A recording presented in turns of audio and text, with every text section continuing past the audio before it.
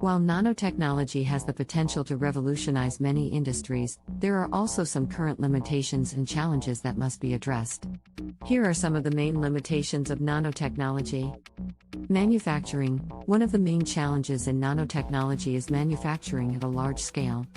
The process of creating nanoscale materials and structures is often complex and costly, and scaling up production can be difficult.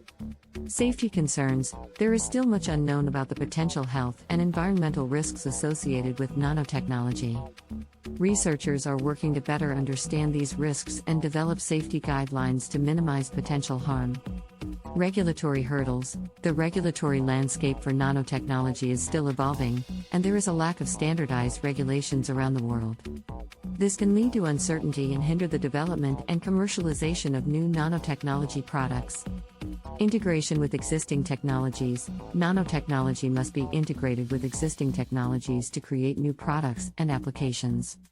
Ethical and societal considerations. As with any emerging technology, there are ethical and societal considerations that must be taken into account. For example, there may be concerns around privacy, security, and access to nanotechnology-based products.